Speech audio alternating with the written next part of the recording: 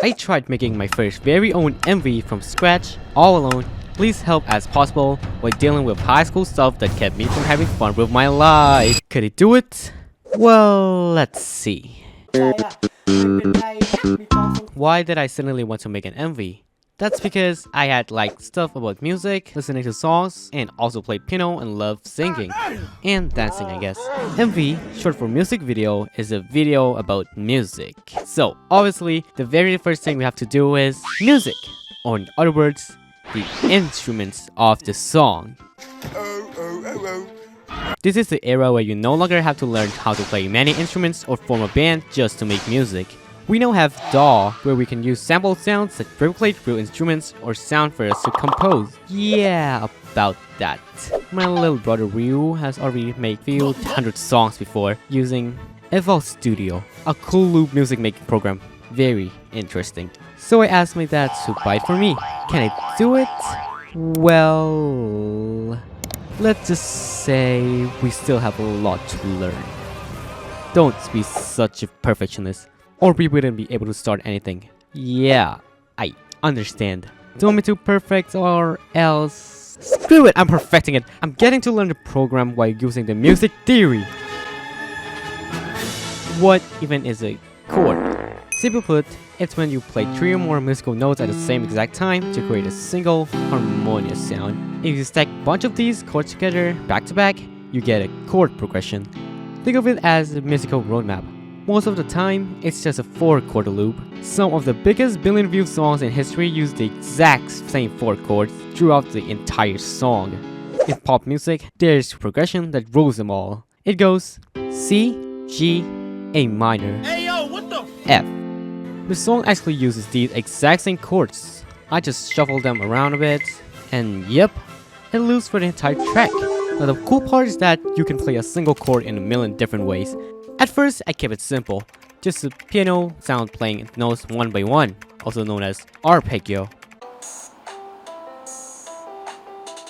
Is it bad? No, but it's definitely a bit flat. We need to add some depth. So I started doubling up on the rhythm. Then, once you layer a guitar on top of that playing with the upbeats, completely different. Just listen to this. See? Now we're cooking. Next we join a sick beat and spice it up. I use the secret production technique called put random stuff in, tweak it later, and hope for the best. Hey, it actually works! It's time to gamble for sound citrus. This thing has way too many presets. Instead of spending hours learning all of them, we use a much faster method. Random selection until it sounds good. Let's pick this one. If not, we just roll the dice again. This way, you actually learn an instrument one by one. And now it's time to save this FL file. This was the moment I had to make an important decision. The song title. I needed a title to name the file. So I thought of the very first thing that popped into my ears while listening to my chord loop. Shaved ice. Yes, it was late at night, I was starving and I haven't eaten Thai shaved ice in forever. It's kinda like bingsu but more icy than milky. You gotta try if you haven't, you know. Anyway, day by day, I kept adding pieces to the puzzle. Chords, sound effects, beats, and a mellow... What was it again? Oh, melody! It's the main, most dominant voice in a piece of music. And when we talk about song, we usually mean the human voice. So it was time to figure out the lyrics and the melody. It's not something that just hits you instantly. Even though I had the chords as a guideline, my brain was totally blank. Until day 7 of making this music video.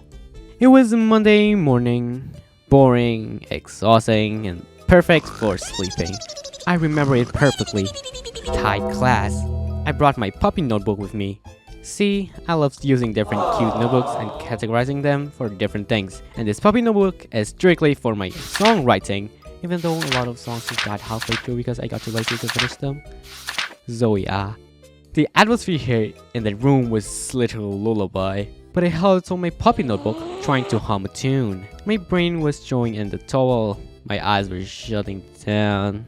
I was about to pass out. I don't know what that caught my heart. Wait, that's it. I literally sang out a melody with lyrics in my head right as I was fading out. Normally, when inspiration kicks in, you gotta grab your phone and record a voice note immediately before it vanishes. But I was in the middle of the class. Phones lock away based on school regulations. I had to sit there for the rest of the periods looping that melody in my head like a broken record so I wouldn't forget it before I could record it. But while doing that, the floodgates open. The lyrics just start flowing. Let me tell you, when inspiration actually hits, it doesn't come word by word. It drops an entire 2 to 3 verse block on you at once. I mean, how many sections can a song even have? Alright, time for a yapping masterclass. Let me break you down simple song structure for you real quick. Speedrun mode, go. Intro, the opening, sets mood and hooks the listener. Verse, the build up, tell the story of the song. Pre-chorus, build up the tension right before the drop. Chorus, the hook, the most catchy, repeated part of the song. Post-chorus, the part after chorus. Yeah. Bridge, changes the emotional vibe and acts as a bridge to the final chorus. Outro, wraps up the song and gives it a satisfying ending. And breathe. Excellent timing. Whew. That day, I managed to write the first verse, the pre-chorus, and the post-chorus. But the most critical part, the chorus, was completely blank. Hey, at least getting the other parts down was a massive win. Right after school, I rushed home to input the melodies into my project file to match the vibe. And I also decided I want to add a rap verse right after the first chorus. Of course, my brain completely hit a wall the next day, but like I said, when it flows, it flows. The day after that, I wrote the entire rap verse, and I immediately unlocked the chorus right after.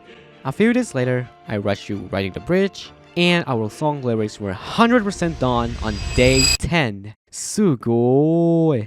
But wait, we're still missing one crucial ingredient. Yup, the actual human vocals. Alright, we have the instruments and the lyrics ready, but we haven't actually recording the vocals yet. It doesn't sound that hard, right? Just record the vocals and slap them into the track.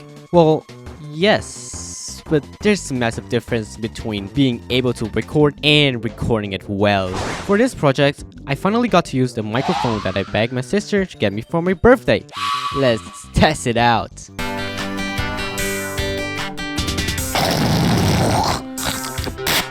The mic exploded.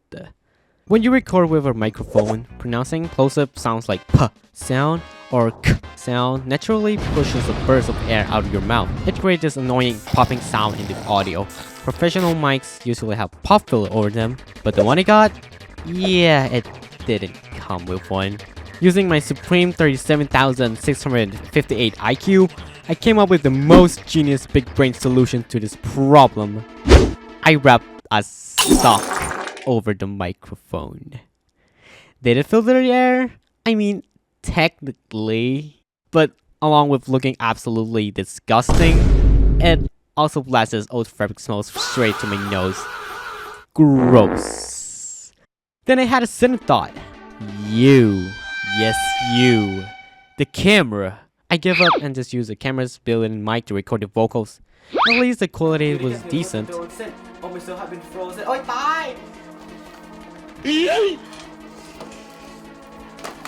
Once the recording was done, it was time to mix the audio.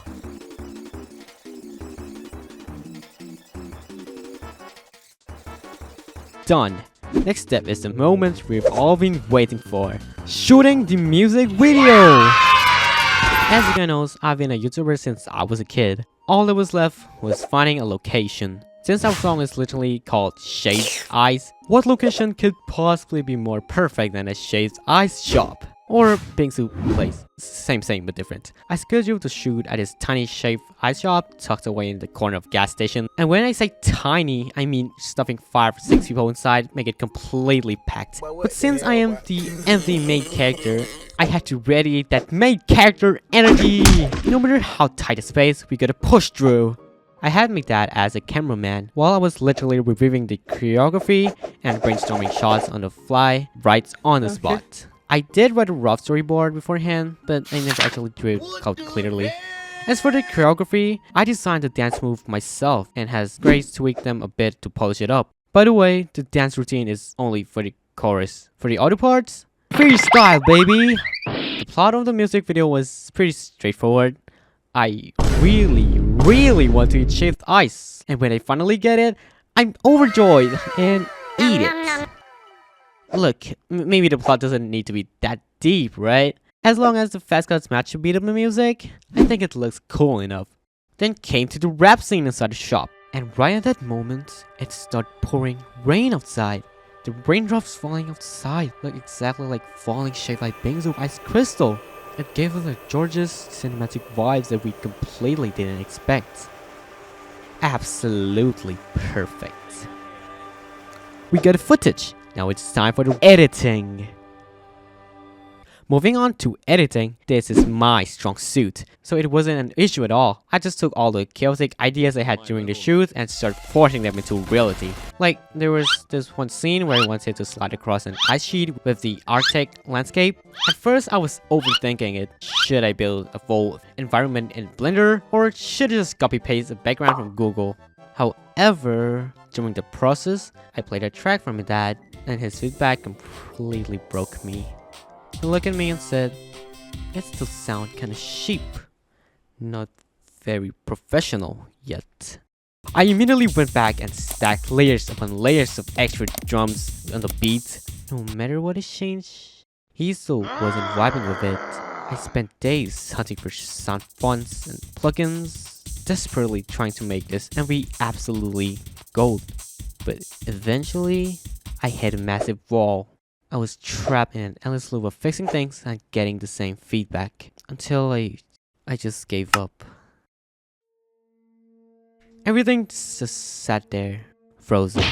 1 month passed, 2 months, then 3 to 4 months. The project I was so hyped about was all in vain, all because one villain: perfectionism. I just wanted it to look professional.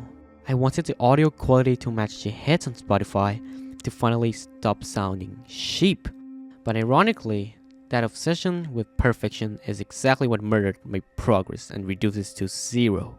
Taking that first step into something new was always hard, but a stage that is equally as hard, if not harder, is the final step. It's when your work is at about 90 to 95% completion, and all it needs is a little polish before you release it. But this is the exact moment where we start over editing and fixing things that don't need fixing. Deep down, it's just defense mechanism to delay finishing because insecurity kicks in. Is it actually good enough? What will people think if this part looks like that? But honestly, screw it! At the end of the day, no matter how flawless your masterpiece is, if you never finish it, it doesn't mean a thing. Cut to half year later, we are officially in 2026. During the summer break, I decided to get back on track. All those complicated 3D Blender effects I originally planned, trash them. For the sliding scene, I kept it short. I roto brush myself using After Effects, slapped the background from Google behind me, calibrated it slightly to match the footage, and boom, done. And honestly, I was completely happy with it. As for me that saying the audio sounded cheap, I actually did a side-by-side comparison with massive globe hits. I analyzed every tiny detail trying to spot the quality gap. But no matter how many tracks I compared it to, the quality difference wasn't even noticeable. The only difference was the instrument choice.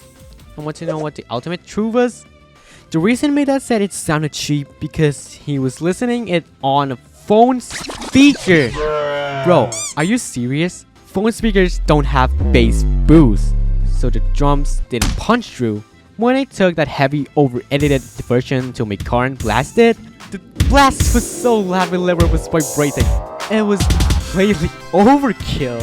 The truth was, the track was probably great from day one, but a single comment from someone else caused me to lose my confidence and almost quit entirely. But hey, no setback this time. We are crossing the finishing line.